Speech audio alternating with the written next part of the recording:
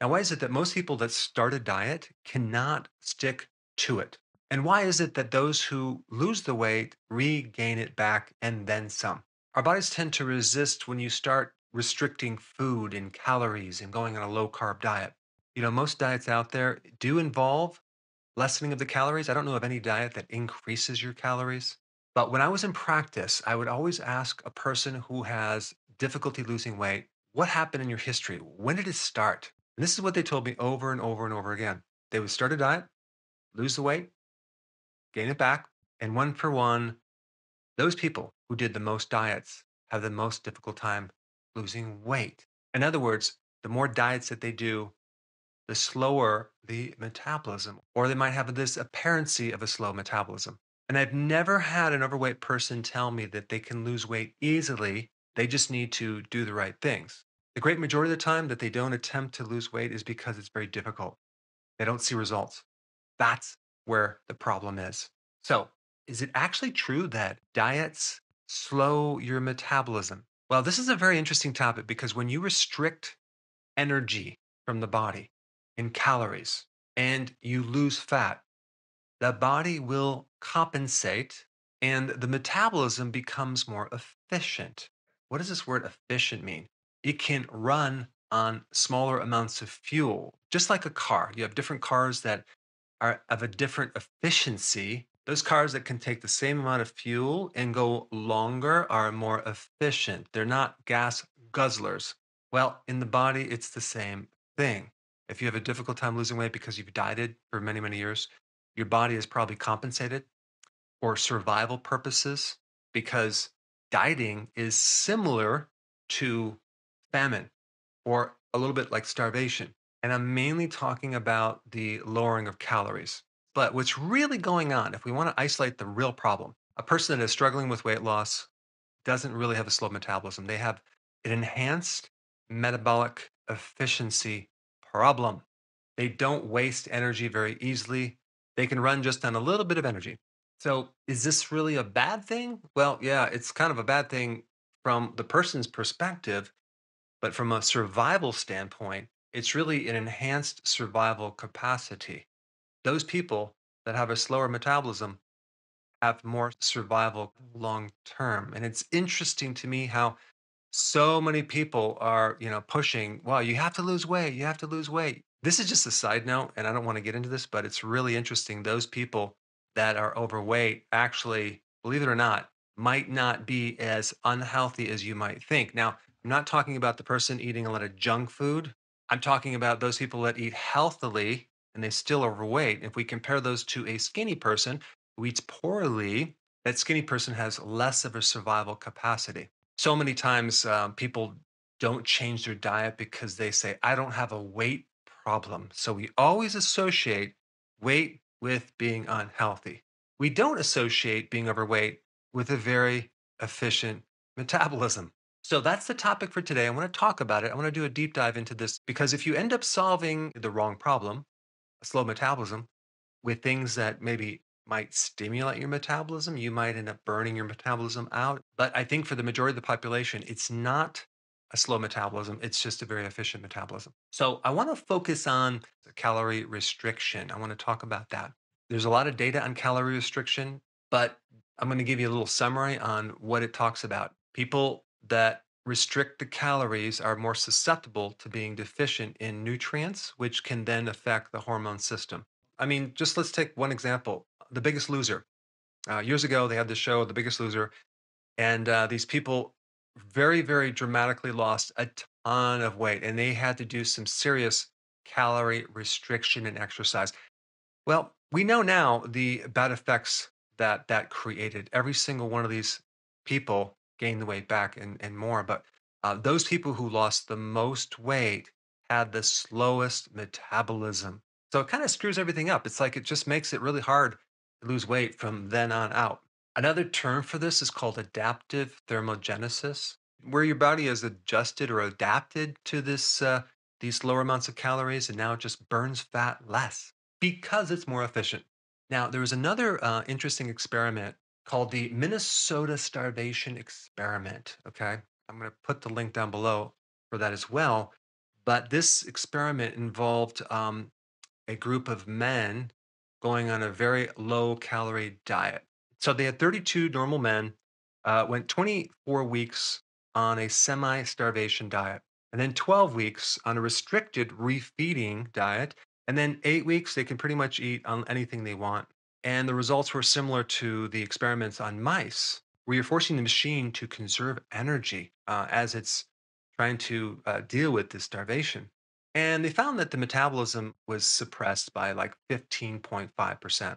But they had rebound hunger, they regained the weight quickly, and some had a higher level of weight gain than others beyond the original starting weight. So, now what about intermittent fasting? Okay, how does that compare with calorie restriction? Well, when you lower calories, the person usually is more hungry and they have more cravings. When you do intermittent fasting correctly, you're less hungry and you don't have the cravings. And when we're talking about intermittent fasting, I mean, the problem is there's so many different types of intermittent fasting. But the bottom line is that if you do intermittent fasting without restricting the calories, you're going on a period where you're eating nothing for a while versus just going on a period where you're eating lower amounts of calories. And there's some very unique benefits to just doing intermittent fasting and not doing calorie restrictive type programs. So, out of the 27 trials that I looked at, 18 were randomized controlled trials. And pretty much in all the studies, they all lose weight.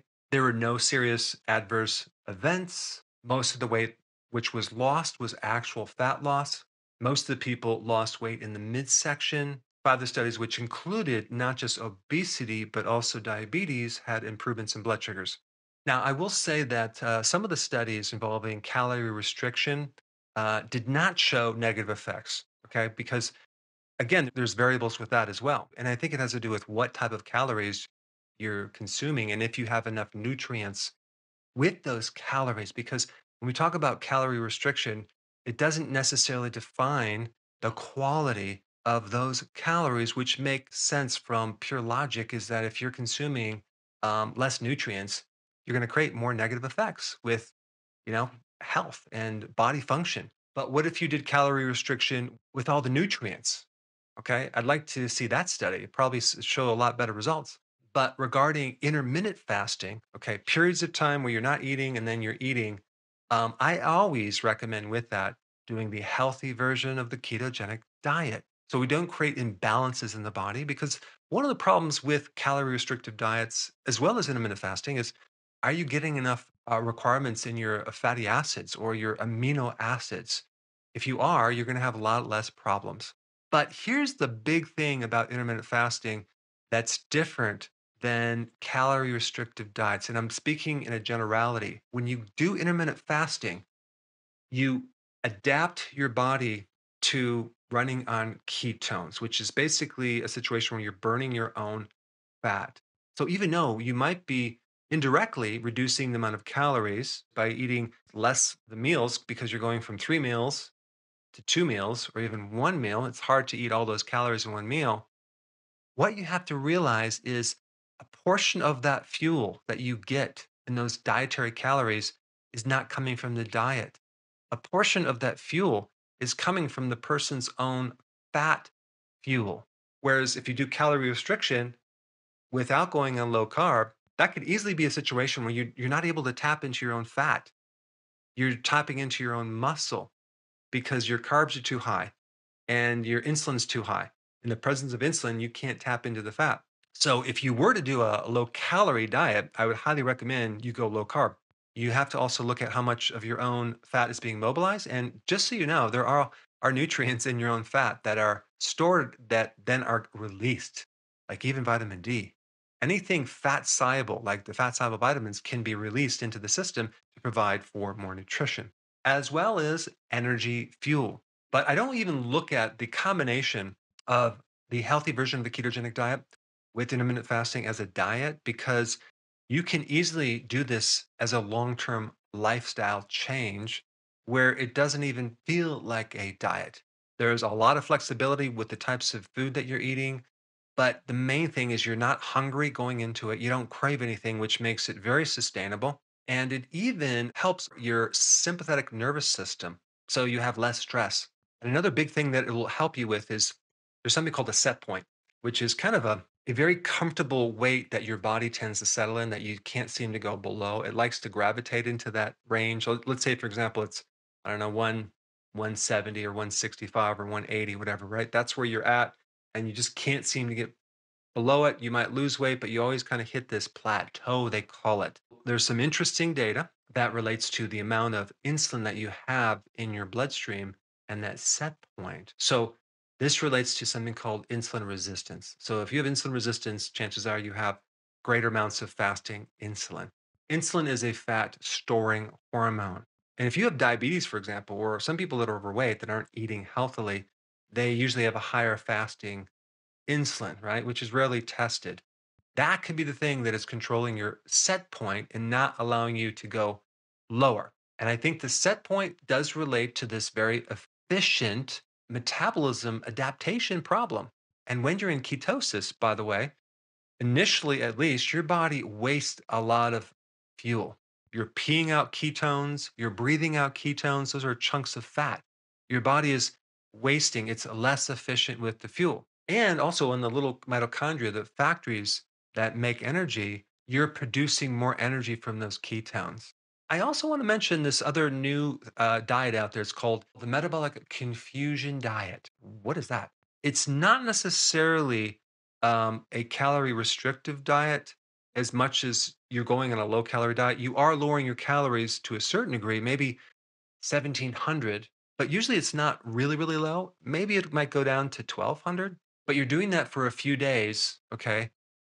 And then you're actually increasing the calories higher. So you might be on like 4 days of 1700 calories, right? And then you go on 3 days of 2700 calories. That's called the metabolic confusion diet. Now, what's interesting about that diet, and just from the research that I saw, there's doesn't seem to be the same bad effects as a low calorie diet. It doesn't seem to slow down your metabolism.